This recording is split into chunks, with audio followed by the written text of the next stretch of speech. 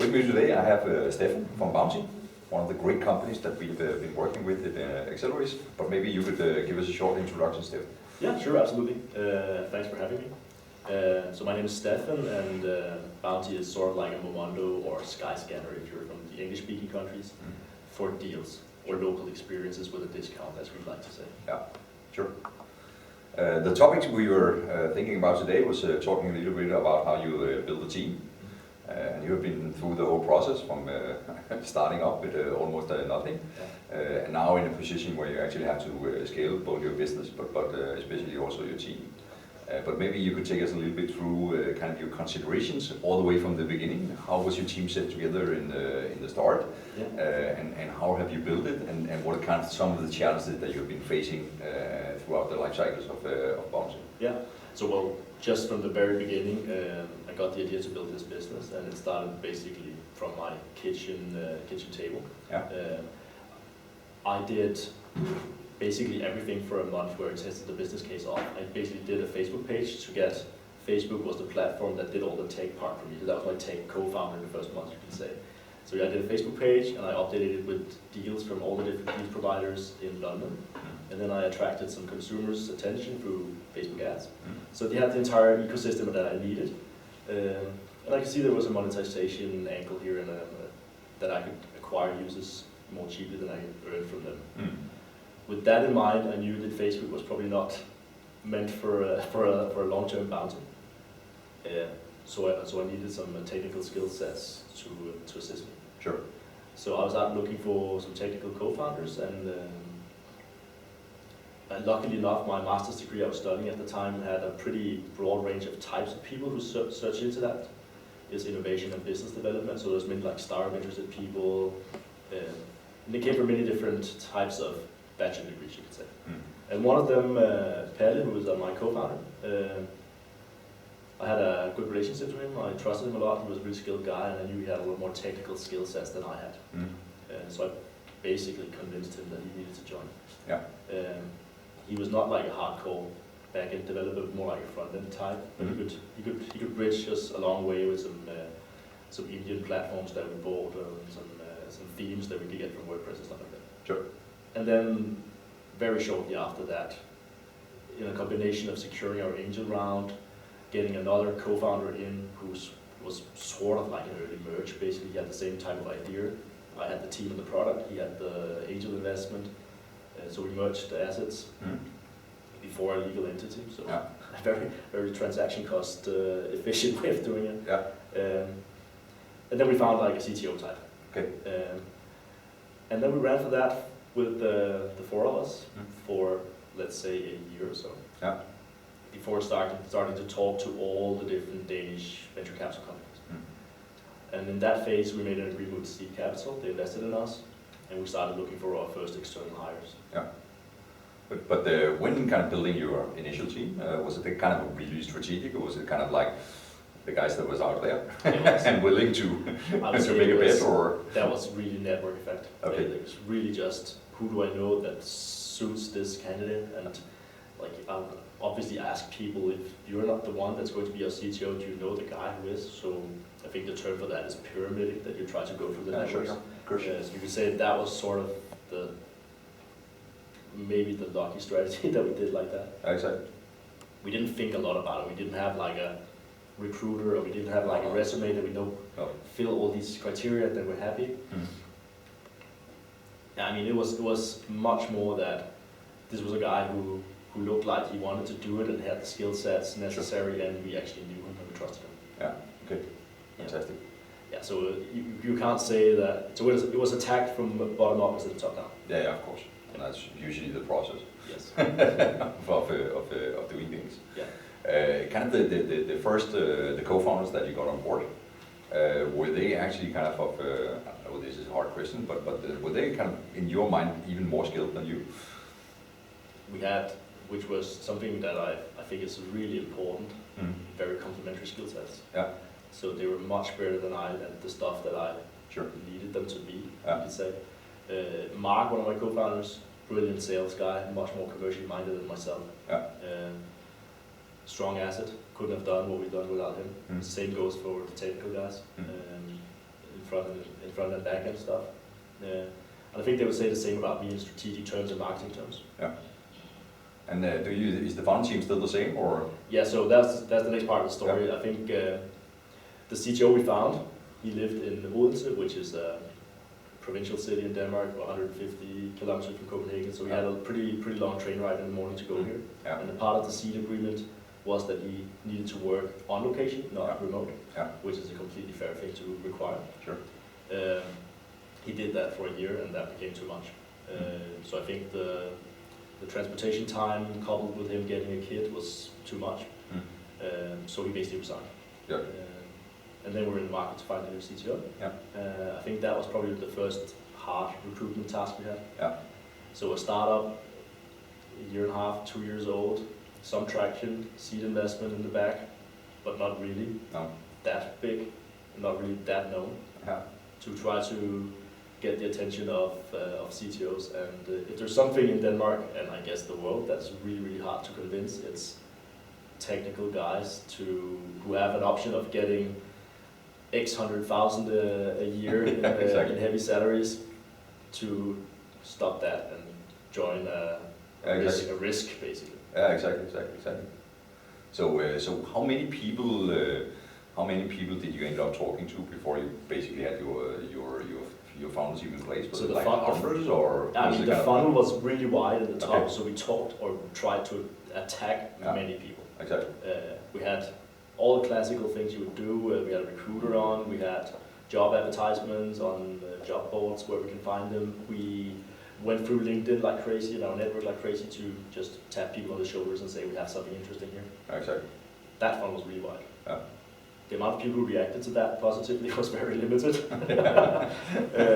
So I would say from tapping people on the shoulders to talking to them, there was a really poor conversion rate. Yeah. But from talking to them to actually getting a Christian who we ended up making an agreement with, I think we only talked to maybe, let's say, 5 people, and he was the guy who could feel. Exactly.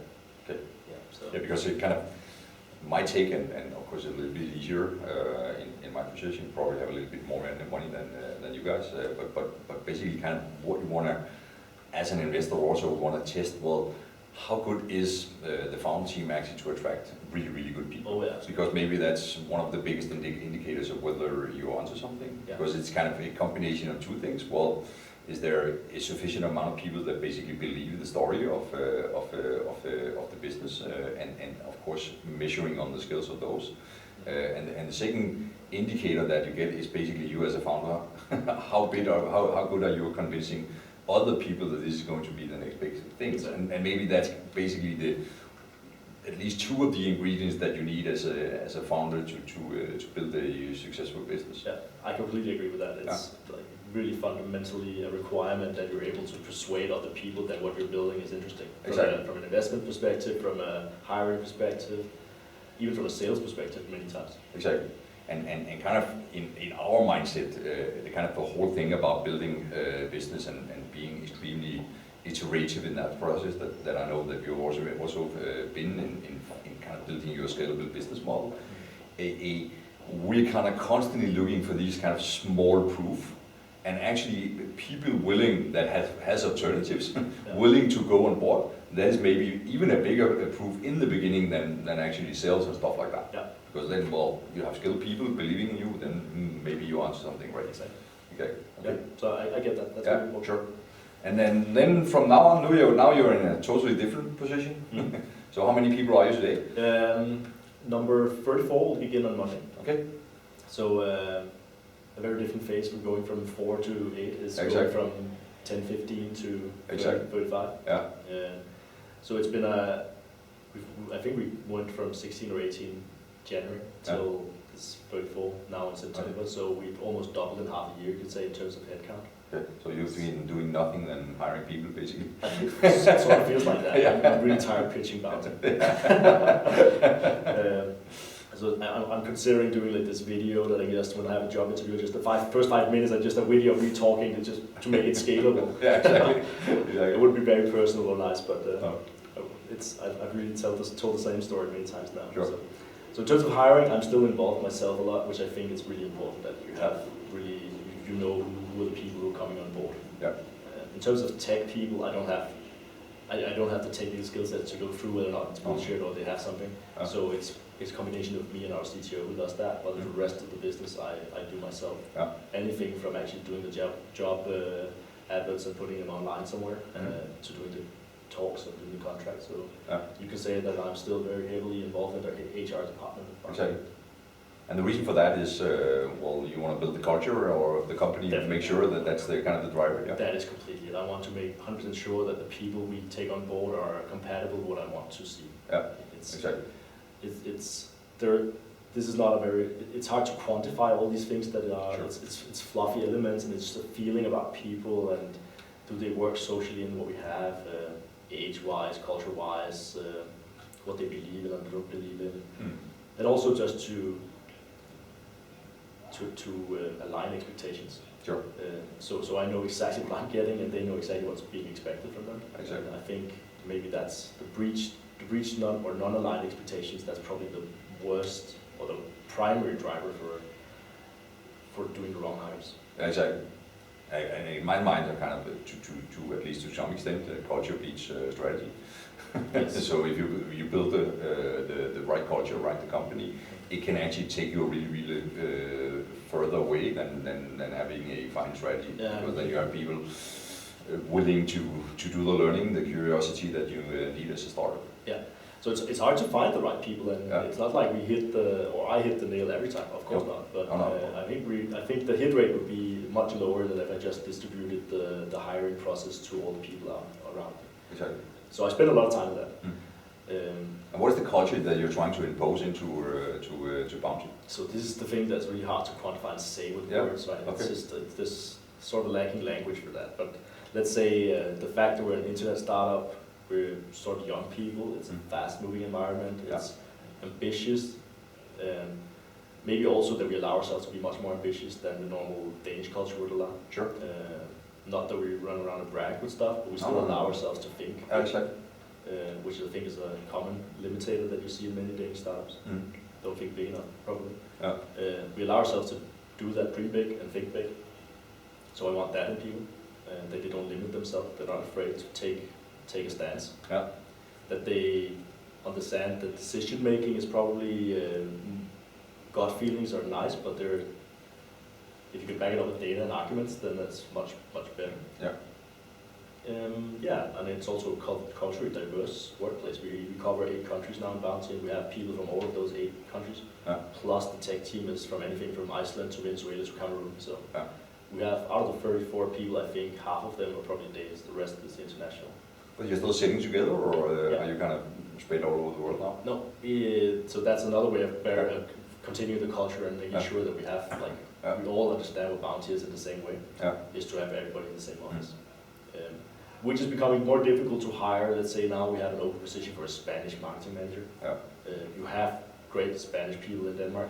You don't have that many. No, of course not. And it's, even though there is a crisis in Spain, the good marketing people in Spain are more often than not in a good job in Spain still. So you have to persuade something stable that they know what is. With the Spanish people there, they need to move to Copenhagen. I mean, that's a harder sell than if we just had an office in Madrid or Barcelona. Yeah. So it is something that we, at some point soon, will need to consider how we can, either we compromise on culture or we compromise on hiring quality. Yeah, exactly. Okay.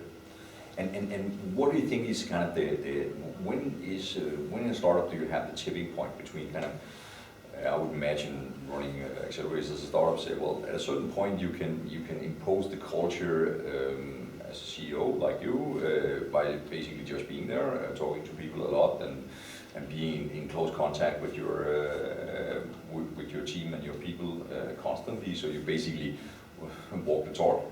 But when is the tipping point where you say, well, now, given that you're already 34, what kind of new skills and management skills do you need at a point where I say, well, now it's getting harder and harder to impose the culture just by being there and talking to people, because talking to 35 people or 34 people in a week, then you can it's probably a really good question, and I don't think I have an answer.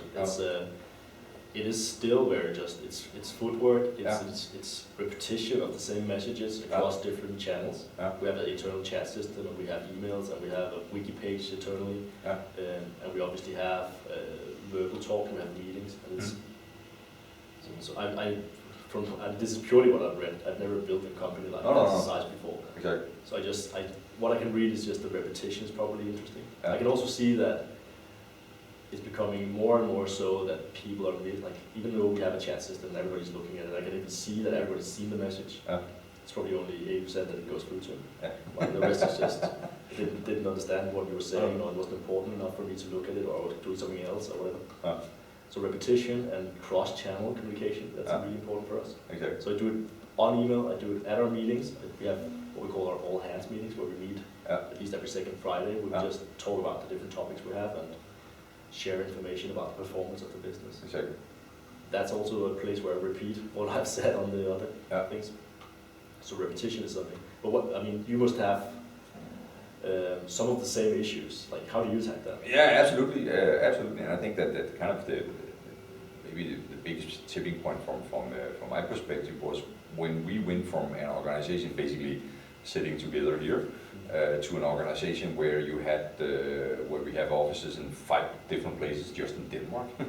and there you went from, well, I would basically in the beginning talk to everyone and tell my vision and ambition and why we're doing stuff and stuff like that. And now today where well, sometimes you meet people that did we hire those guys?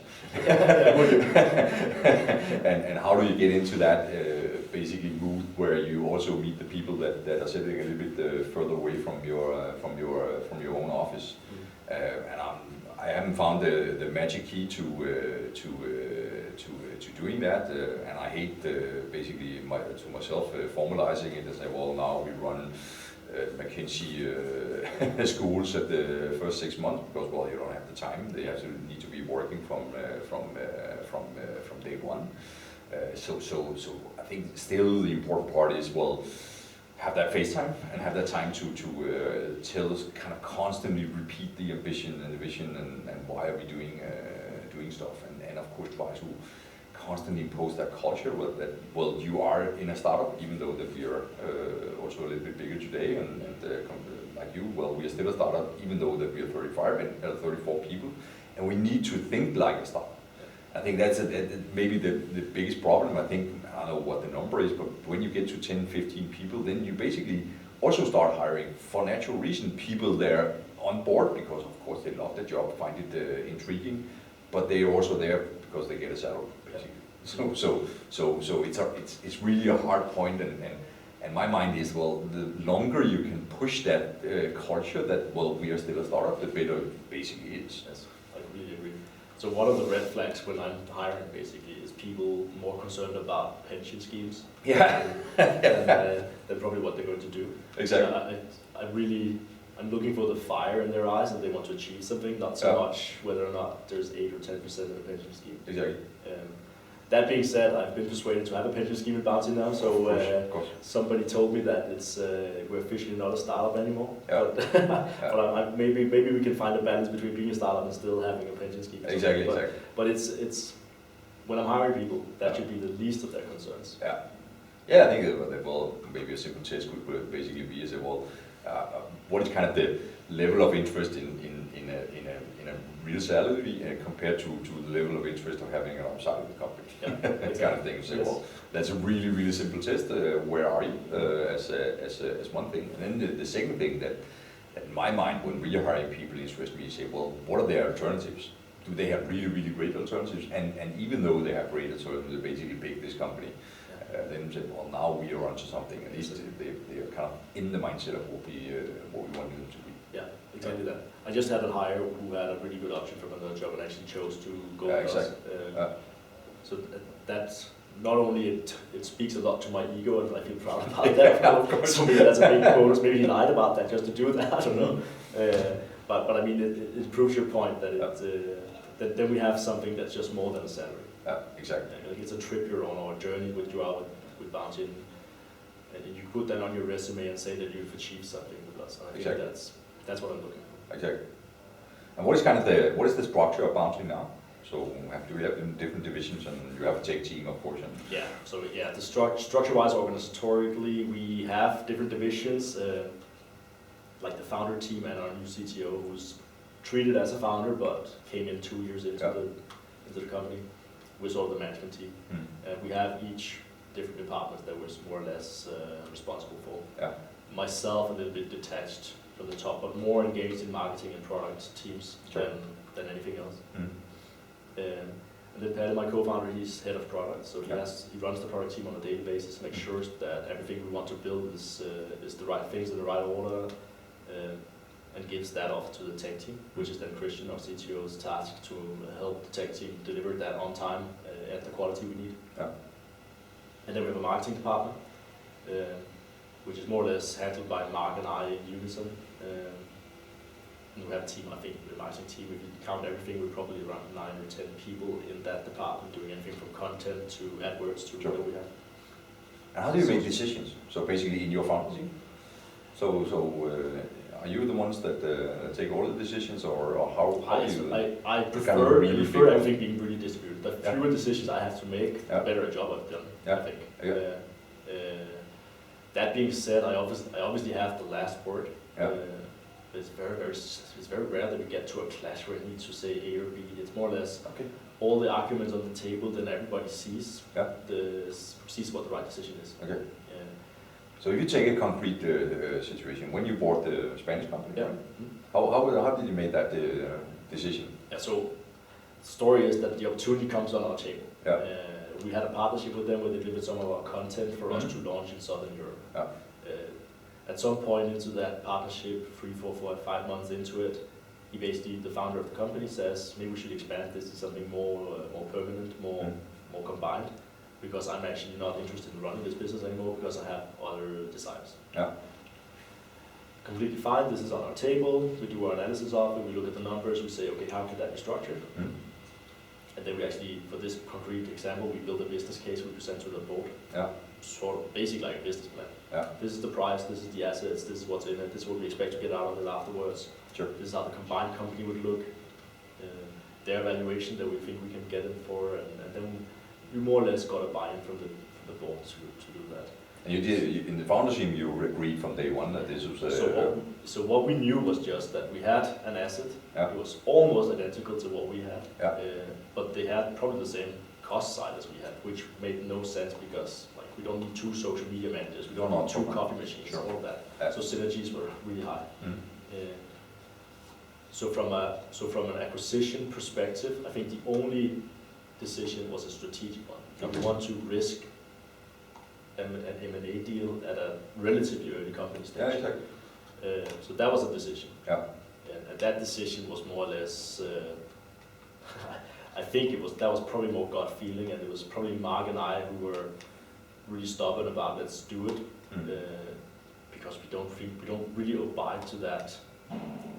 It doesn't need to be either organic or inorganic growth. Why not look at both? Just because we're early stage doesn't mean that we can't do an acquisition. The only thing that could be hindering the acquisition, it was too small and acquisition cost was different. So, but it made sense, and from a synergy perspective, it made a lot of sense, and we presented that to the board. Needless to say, they were as skeptical as they can be. Acquisitions, Spain, cash on the table, all of that. It was a hard sell to the board. But I think everybody's happy we did it now.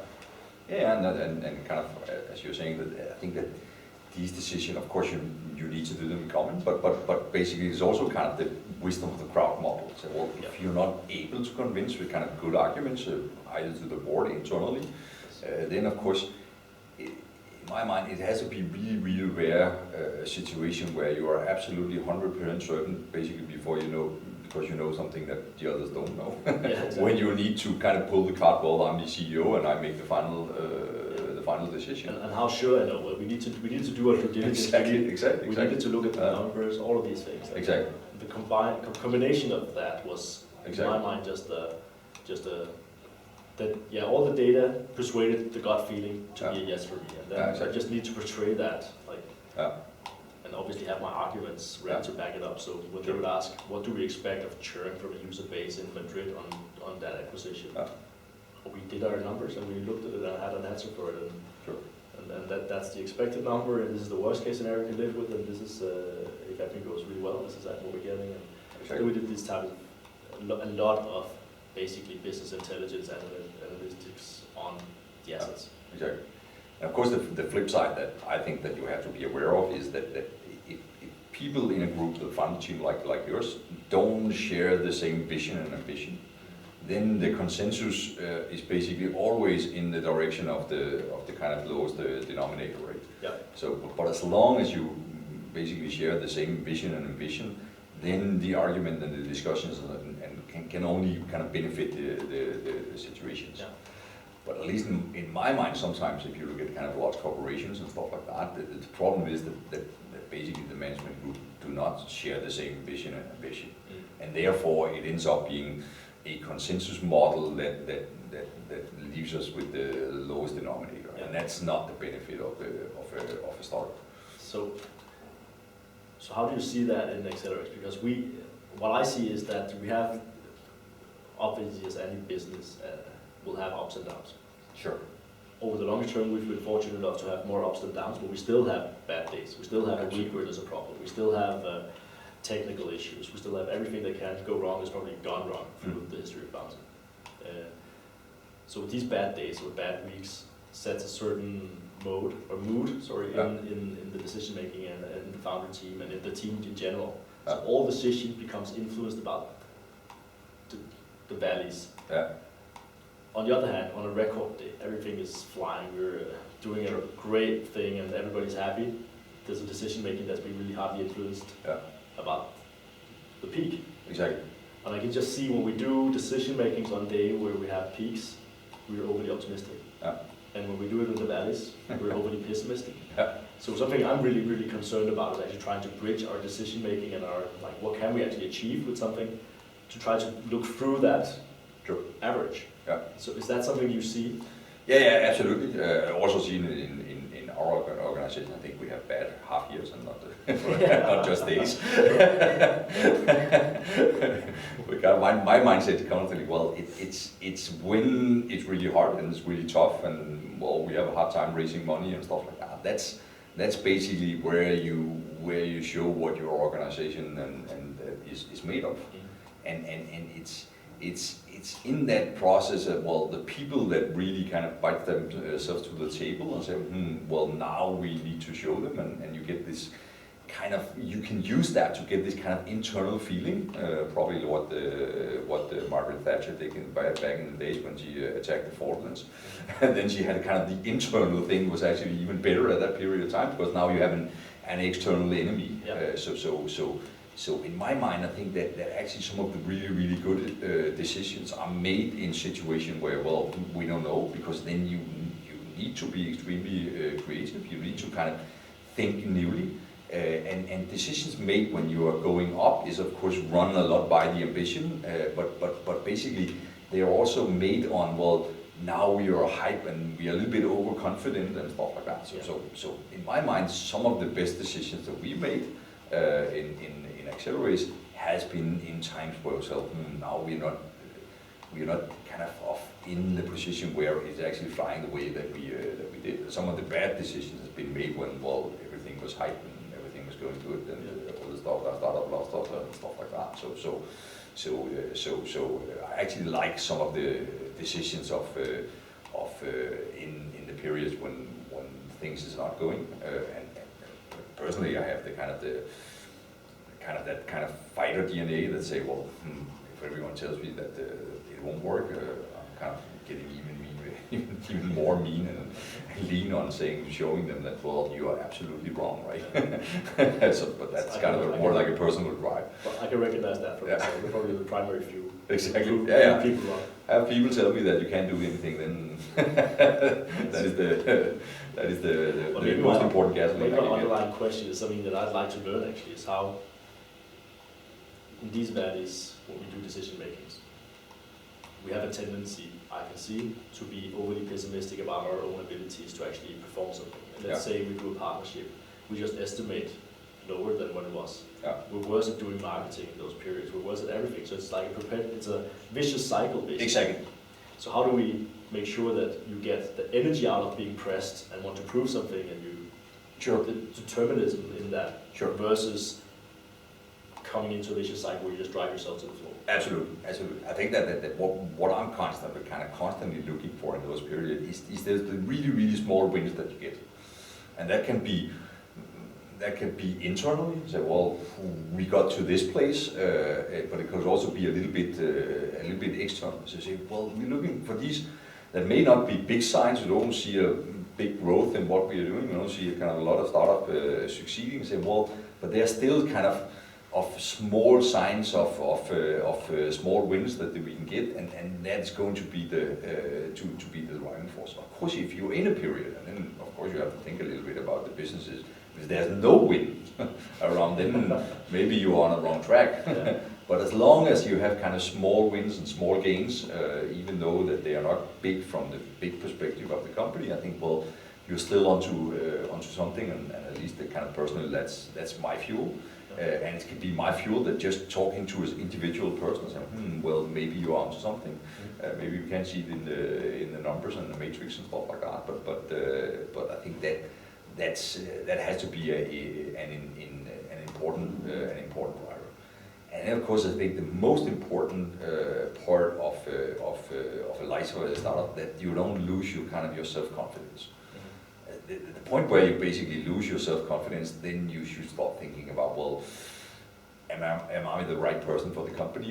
Because if you are not, as a CEO in your position, can impose that confidence to the rest of the team, then you get into that vicious circles, basically. I think it plays really well along with the fact that you see so many times that an overnight success took 10 years. Yeah. I mean, it needs some persistence. Absolutely. I think that's a really strong quality in an entrepreneur. Yeah.